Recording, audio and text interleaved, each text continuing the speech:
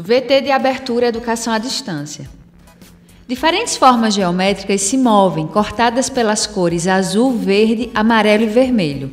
Se transformam na logo da Escola Técnica Estadual Professor Antônio Carlos Gomes da Costa. As cores e formas se misturam em fundo azul e vermelho. Abaixo e à direita da tela, o nome: Educação à Distância. Curso Técnico em Segurança do Trabalho, Disciplina Legislação aplicada à saúde ocupacional, Competência 2. Conhecer a legislação brasileira específica à área de prevenção de riscos ambientais. Caros alunos, mais uma vez estamos juntos, depois da primeira competência, vamos agora trabalhar a segunda competência de nossa matéria. A segunda competência versa sobre os riscos, a prevenção de riscos ambientais. Tá? E começaremos logo falando sobre o que diz a Constituição Federal Brasileira sobre esta prevenção de riscos ambientais. Logo no artigo 200, no inciso 2 e 7, afirma que compete ao Sistema Único de Saúde, o SUS, a execução de ações de vigilância sanitária e epidemiologia, bem assim as ações de saúde do trabalhador. Ora, já vê-se uma preocupação quanto à saúde do trabalhador já em instituto constitucional. E nós vemos que os riscos ambientais trazem realmente problemas de saúde ao trabalhador. Já no artigo 225, nós vamos encontrar que a Carta Magna fala sobre consagração do direito do meio ambiente, ecologicamente equilibrado, e é primordial a qualidade de vida sadia. Então já garante que é necessário um meio ambiente, inclusive o meio ambiente do trabalho, no sentido de que haja uma atividade, uma qualidade de vida sadia para o cidadão. Então no inciso 5 do parágrafo 1º, nós encontraremos nesse dispositivo constitucional o que diz: para assegurar a efetividade desse direito, incumbe ao poder público, é competência do Estado, controlar a produção e a comercialização e o emprego de técnicas, métodos e substâncias que comportarem risco à vida. Ou seja, a qualidade de vida e o meio ambiente devem ser preservados. Então é obrigação do Estado controlar essas atividades. Já na CLT, nós vamos encontrar que o não cumprimento da responsabilidade, do cumprimento das normas e obrigações, resulta em responsabilidade penal ao gestor. O descumpridor das determinações legais pode receber punição penal, inclusive prisão, detenção e multa. Tá? O não cumprimento das normas trabalhistas de medicina e segurança do trabalho, conforme diz a CLT, representa um dano ao meio ambiente de trabalho e, sem dúvida, uma redução aos riscos ambientais, utilizando-se naturalmente de normas de saúde, higiene e segurança que caracterizam de respeito à garantia dos direitos sociais dos trabalhadores. Isto é exatamente uma das preocupações maiores da CLT e da própria Constituição. Então vamos ver agora quais são os riscos ambientais. Tá? Primeiro, o conceito de risco ambiental. Eu vou ler especificamente para nós trabalharmos cada item que tem nesse conceito. São considerados riscos ambientais os agentes físicos, químicos, biológicos, ergonômicos e de acidentes ou mecânicos, que possam trazer ou ocasionar dano à saúde do trabalhador nos ambientes de trabalho, em função de sua natureza, concentração, intensidade e tempo de exposição do agente. Vejamos que neste conceito nós temos exatamente as características do que vem a ser risco ambiental. Primeiro, tem que ser um risco provocado pelos agentes físicos, químicos, biológicos, ergonômicos, de acidentes ou mecânicos. Nós vamos ver cada um desses aí conceituados. E que ocasionem dano à saúde do trabalhador, seja pela concentração que esses agentes esteja, seja pela natureza do agente, seja pela intensidade e pelo tempo de exposição que o trabalhador está submetido a esses agentes ambientais. Bom? Então vamos ver esses tipos de agente. Primeiro, o agente físico. O agente físico é exatamente aquele gerado por máquinas e condições físicas do local de trabalho que podem causar danos à saúde do trabalhador, tais como ruído, vibrações, radiações ionizantes ou não ionizantes, frio, calor, pressão anormais. Esses são exatamente uns tipos, uns exemplos de agentes físicos ambientais que podem causar problemas à saúde do trabalhador. Os agentes químicos ou os riscos químicos são aqueles representados pelas substâncias químicas que seja na forma líquida, sólida ou gasosa e que pode ser absorvido pelo organismo humano e produzirem reações tóxicas e dano à saúde. Nós vamos encontrar exemplos desses agentes químicos: a poeira mineral, as poeiras vegetais, as poeiras alcalinas, os fumos metálicos, as névoas, neblinas e os gases de vapores, produtos químicos diversos. Tá? O nosso próximo tipo de risco é o risco biológico. E esses riscos biológicos são exatamente causados por micro-organismos capazes de desencadear doenças devido à contaminação e pela própria natureza, ela traz consigo os resultados de dano à saúde do trabalhador, como as bactérias, os fungos, os vírus e outros de natureza biológica. Outro risco que nós temos como tipo de risco é o risco ergonômico. Esse risco ergonômico são exatamente relacionados ao conforto ambiental, às condições ergonômicas determinantes de adaptabilidade que o ambiente do trabalho tem que oferecer, deve manter e oferecer aos trabalhadores, né? Ou seja, reduzindo a possibilidade de haver um problema à saúde do trabalhador, seja por a condição física e o bem-estar psicológico. Tem que dar os dois bem-estar, o bem-estar físico do trabalhador, bem assim o bem-estar psicológico. E o último agente é o agente mecânico ou de acidente. Esse agente são aqueles que ocorrem em função das condições locais, condições físicas mesmo do ambiente de trabalho e as tecnologias impróprias capazes de colocar em risco a integridade física do trabalhador. Caracteriza esse risco pelo arranjo físico ambiental inadequado, pelas máquinas e equipamentos sem proteção.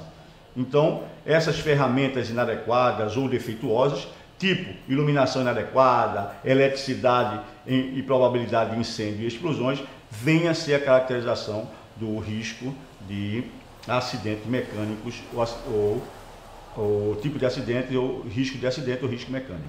Tá? Vamos agora falar sobre o Programa de Prevenção de Riscos Ambientais, constante da NR9, o chamado PPRA. O que vem a ser o PPRA e os seus objetivos? Primeiro, o objetivo do PPRA é estabelecer uma metodologia de ação que garanta a preservação da integridade física do trabalhador, bem assim a integridade psicológica, eliminando ou até reduzindo as condições de riscos ambientais do trabalho, seja antecipando o reconhecimento do risco, avaliando a possibilidade deles causar danos à saúde do trabalhador e controlando principalmente a ocorrência desses riscos ambientais, né? Como forma de proteção ao meio ambiente e recursos naturais. É obrigatório para toda e qualquer empresa a aplicação, a manutenção, a existência do PPRA, inclusive instituições de ensino, independente de número de empregados e do grau de risco de suas atividades, devendo ser articular com o PCMSO. Né? O PCMSO, como nós sabemos, é o Programa de Controle Médico e Saúde Ocupacional. Tá? Tem uma estrutura mínima esse PPRA. E qual seria essa estrutura mínima? A estrutura mínima é ter um planejamento anual, dever constando metas, prioridades e programas, estratégias e metodologias de ação, uma forma de registro de manutenção e divulgação de dados e, principalmente, a periodicidade e forma de avaliação do desenvolvimento desse programa. Tá? O desenvolvimento do programa do PPRA. Primeiro, nós vamos ver que existe uma fase de antecipação e reconhecimento de risco. Essa fase visa identificar os riscos potenciais e introduzir medidas de proteção para sua redução e eliminação.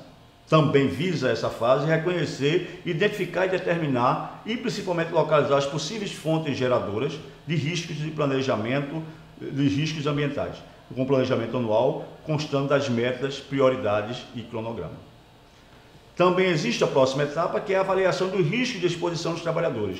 Os trabalhadores precisam saber, né, da quantidade e da qualificação dos riscos que estão submetidos. Se necessário para comprovar o controle de exposição e a inexistência desse risco, deverão ser feitas avaliações. E essas avaliações do risco de exposição dos trabalhadores devem ser divulgadas e servir como planejamento para o controle dos agentes de riscos ambientais. Outra etapa desse desenvolvimento do Programa de Prevenção de Riscos Ambientais é a medida de proteção coletiva individual. Essa medida de proteção coletiva individual tem a finalidade de eliminar ou reduzir os riscos ambientais que estão expostos aos trabalhadores, o uso ou a formação de agentes prejudiciais à saúde ou prevenir a liberação e a disseminação desses agentes, ou ainda reduzir os meios ou os níveis, principalmente, de sua concentração no ambiente de trabalho. Estas são as medidas protetivas, coletiva ou individual, que visam proteger o trabalhador com a exposição a esses riscos. Bom, na próxima fase nós vamos encontrar o monitoramento da exposição dos riscos. É preciso identificar e reconhecer os riscos, fazer a mensuração quantitativa e qualitativa deles e sugerir medidas para eliminar e reduzir a exposição do trabalhador. Esta chama-se uma fase de monitoramento de exposição do risco. Saber se está sendo efetiva as medidas anteriormente tomadas para eliminar e reduzir os riscos.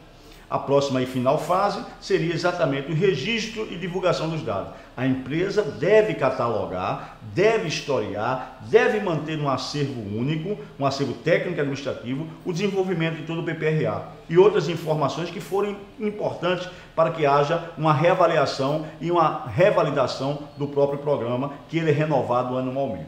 Tá bom? Nós vamos agora ver a competência para elaborar o PPRA. Para elaborar o PPRA, é competente a implementação, a avaliação do PPRA deve ser feita através de pessoas ou equipe de pessoas que, com critério do empregador, que sejam capazes de desenvolver a NR9, tá? Então, pessoas que tenham conhecimento sobre o PPRA, que possam ser, ou da empresa, convocadas ou até contratadas, que possam realizar esta avaliação e este programa.